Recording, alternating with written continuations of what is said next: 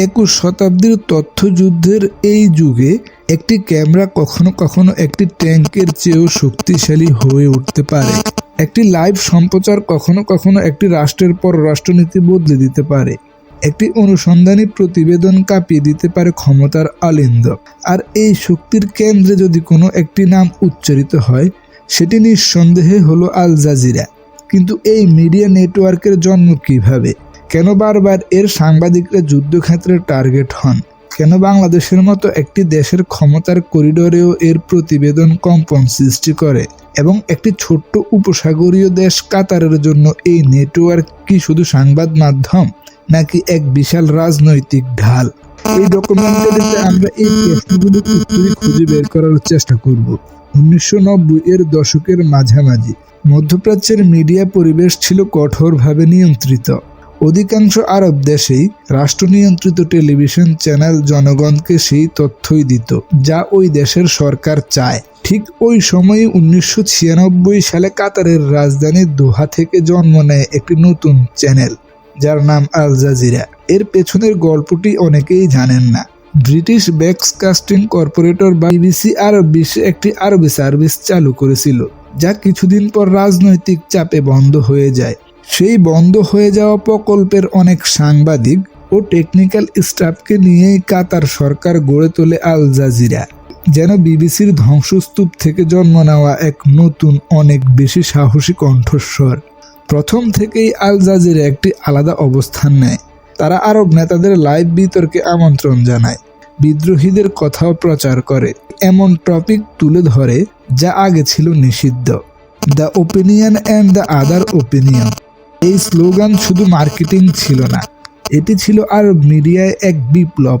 খুব দ্রুতই Al Jazeera আরব বিশ্বের ঘরে ঘরে পৌঁছে যায়। কিন্তু প্রকৃত গেম চেঞ্জার হয়ে ওঠে 2001 সালের পর। 11 সেপ্টেম্বর হামলার পর যুক্তরাষ্ট্র আফগানিস্তানে অভিযান শুরু করে। সে সময় কাবুল থেকে যে কটি আন্তর্জাতিক নেটওয়ার্ক সরাসরি সম্প্রচার চালিয়ে যাচ্ছিল, আল জাজিরা ছিল তাদের মধ্যে অন্যতম। ওসামা বিন লাদেনের ভিডিও বার্তার প্রথম প্রচার করে এই নেটওয়ার্কই। ফলে পশ্চিমা বিশ্বে হঠাৎ করেই আলোচনার কেন্দ্রে উঠে আসে আল জাজিরা। একদিকে কেউ বলল তারা সন্ত্রাসীদের প্ল্যাটফর্ম দিচ্ছে, অন্যদিকে কেউ বলল তারা শুধু সংবাদ পরিবেশন করেছে। 2003 সালে ইরাক যুদ্ধ শুরু হলে বাগদাদে আল জাজিরা অফিস বোমা হামলায় ক্ষতিগ্রস্ত হয়। যুক্তরাষ্ট্র দাবি করেছিল এটি ভুলবশত ঘটেছে, কিন্তু সমালোচকেরা প্রশ্ন তুলেছিলেন, এটি কি শুধুই দুর্ঘটনা নাকি একটি বার্তা?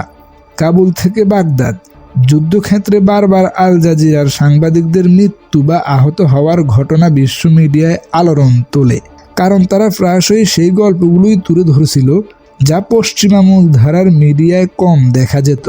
সাধারণ মানুষের কষ্ট, বেসামরিক হতাহত এবং যুদ্ধের মানবিক মূল্য। গাজা উপত্যকায় সংঘাতের সময়ও আল জাজিরা বারবার সরাসরি সম্প্রচার চালিয়ে গেছে।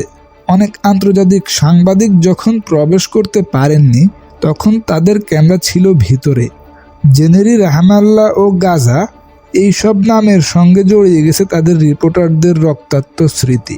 প্রশ্ন উঠে, কেনই বা আল জাজিরার সাংবাদিকই বারবার টার্গেট হয়? এর একটি কারণ হতে পারে তারা প্রায়শই ক্ষমতাশীল রাষ্ট্রগুলোর বিবরণী বাহিরে অন্য এক বাস্তবতা তুলে ধরেন। তথ্যযুদ্ধের যুগে ন্যারেটিভই শক্তি, আর যে এই ন্যারেটিভকে চ্যালেঞ্জ করে সেই হয়ে ওঠে অস্বস্তিকর। আল জাজিরা কেবল যুদ্ধক্ষেত্রের আলোচনার জন্ম দেয়নি। 2010 সালে শুরু হওয়া আরব বসন্তের সময় তাদের ভূমিকা ছিল ঐতিহাসিক। তিউনিসিয়া থেকে মিশর, রাস্তার আন্দোলন, পুলিশের দমন, জনতার কণ্ঠ, সবকিছুই লাইভ সম্প্রচারের মাধ্যমে আরব বিশ্বের কোটি কোটি মানুষের ঘরে ঘরে পৌঁছে যায় আল জাজিরা। মিশরের তহরির স্কয়ারে আন্দোলনের সময় আল জাজিরার অফিসে হামলা হয়, সাংবাদিকদের আটক করা হয়, তবুও সম্প্রচার থামেনি। অনেক বিশ্লেষক মনে করেন আরব বসন্তের বিস্তারের এই নেটওয়ার্কের গুরুত্বপূর্ণ ভূমিকা রেখেছিল আল জাজিরা। কিন্তু এই সাহসী সাংবাদিকতার আরও একটি দিক আছে, রাজনীতি। কাতার একটি ছোট্ট দেশ, জনসংখ্যা কম, কিন্তু গ্যাস সম্পদে সমৃদ্ধ। আঞ্চলিক রাজনীতিতে নিজেদের প্রভাব বিস্তারের জন্য কাতার সফট পাওয়ার কৌশল গ্রহণ করে। সেই কৌশলের কেন্দ্রে ছিল আল জাজিরা, একটি মিডিয়া নেটওয়ার্ক যা পুরো আরব বিশ্বের জনমত প্রভাবিত করতে পারে। এটি কি কাতারের জন্য এক ধরনের রাজনৈতিক ঢাল নয়? 2017 সালে সৌদি আরব, সংযুক্ত আরব আমিরাত, বাহরাইন ও মিশর একসঙ্গে কাতারের বিরুদ্ধে অবরোধ আরোপ করে। তাদের অন্যতম দাবি ছিল আল জাজিরা বন্ধ করতে হবে। কিন্তু এই দাবি নিজেই প্রমাণ করে মিডিয়ার শক্তি কতটা। যদি একটি টিভি নেটওয়ার্ক কেবল সংবাদ পরিবেশনই করত, তবে কি আঞ্চলিক শক্তিধর দেশগুলো এটিকে বন্ধ করার দাবি তুলত? তবে এবার আসি বাংলাদেশের অধ্যায়ে। 2021 সালে আল জাজিরা ইংলিশ একটি অনুসন্ধানী প্রতিবেদন প্রচার করে। এই ডকুমেন্টারিতে বাংলাদেশের ক্ষমতা কাঠামো, সামরিক সংযোগ এবং প্রভাবশালী ব্যক্তিদের নিয়ে বিস্ফোরক অভিযোগ তোলা হয়। সম্প্রচারের পর বাংলাদেশের রাজনৈতিক অঙ্গনে তীব্র প্রতিক্রিয়া দেখা দেয়। সরকার প্রতিবেদনকে ভিত্তিহীন ও উদ্দেশ্য প্রণোদিত বলে আখ্যা দেয়। অন্যদিকে বিরোধীরা এটি স্বচ্ছ তদন্তের দাবি হিসেবে তুলে ধরে। এই ঘটনার মাধ্যমে একটি বিষয় স্পষ্ট হয়, আল জাজিরা শুধু মধ্যপ্রাচ্য নয়, দক্ষিণ এশিয়ার রাজনীতিতেও প্রভাব ফেলতে সক্ষম। একটি আন্তর্জাতিক অনুসন্ধানী প্রতিবেদন কিভাবে একটি দেশের অভ্যন্তরীণ রাজনীতিতে কম্পন সৃষ্টি করতে পারে, বাংলাদেশই হলো তার একটি উদাহরণ। তবে সমালোচনা এখানেই থেমে নেই। অনেকেই প্রশ্ন তোলেন, আল জাজিরা কি সত্যি সম্পূর্ণ স্বাধীন, নাকি কাতারের পররাষ্ট্রনীতির সঙ্গে এর একটি সূক্ষ্ম সম্পর্ক আছে?